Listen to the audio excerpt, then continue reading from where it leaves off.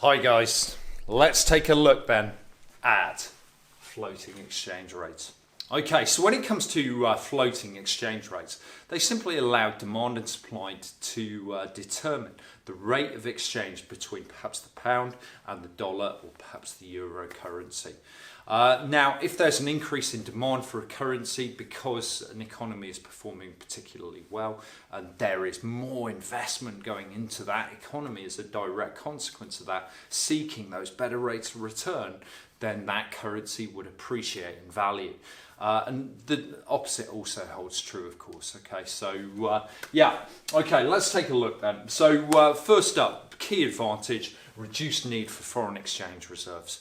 Okay, so if you are purely and freely floating your currency, theoretically you don't need any foreign exchange reserves. Okay, however, very, very few economies operate with no foreign exchange reserves.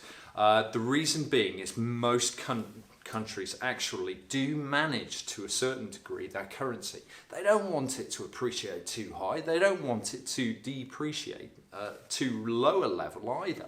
Okay, so there is some economic management which certainly takes place over an exchange rate, and that's important to bear in mind. Okay, so yes, you do need some foreign exchange reserves just because you don't want it depreciating too much, and if it does so, well, you can take these perhaps dollar or euro denominated assets and convert them back into pounds and buy up the value of the pound again. Okay, now a floating exchange rate is also helpful for macroeconomic adjustment. So if a economy enters a recession, imagine the UK is in recession, Eurozone is growing, well, all of the actual investment flows would be flowing to the euro area as opposed to the UK.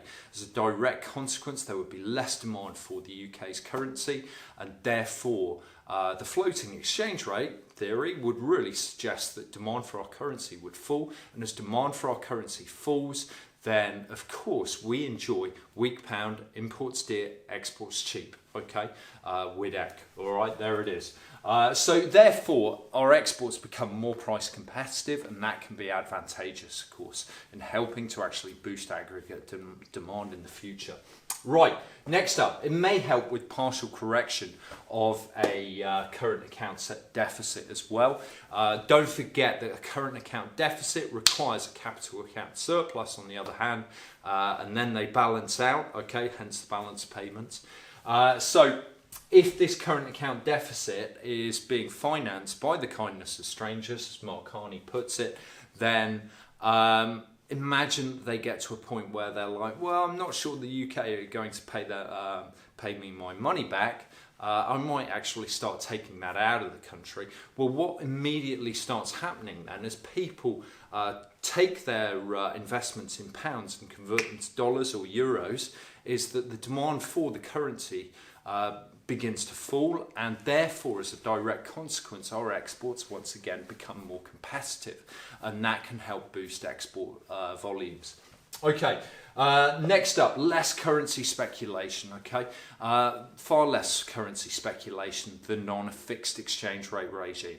Okay, fixed exchange rate regimes tend to be really nastily targeted for speculative trades where they expect the value of their currency to fall, and we'll look at that in our next lesson. Of course, with a floating currency, it can go up and go down, and that means it can hurt investors or speculators rather than want to actually speculate on the given value of the currency.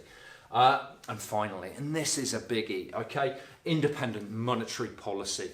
MEDCs love to have control of their monetary policy. Okay, being able to adjust the money supply through interest rates and quantitative easing, and the reserve requirement ratio is very, very powerful.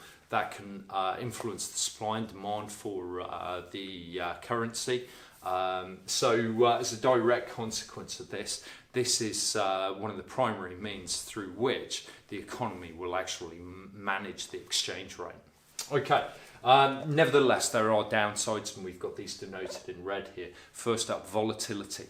So you can have quite volatile exchange rates at times, and that can obviously contribute to importing inflation through spiced if our currency appreciates at too high a rate, so strong pound imports, cheap exports, dear. But moreover, it can also contribute to uncertainty. So if we're not certain about what level of the exchange rate we are going to have in 6 months, 12 months time, then as a direct consequence of that, business investment into the UK could be lower. Okay, right, there we go. So that is floating exchange rates, guys. I hope that was all right. Thanks ever so much. See you next time.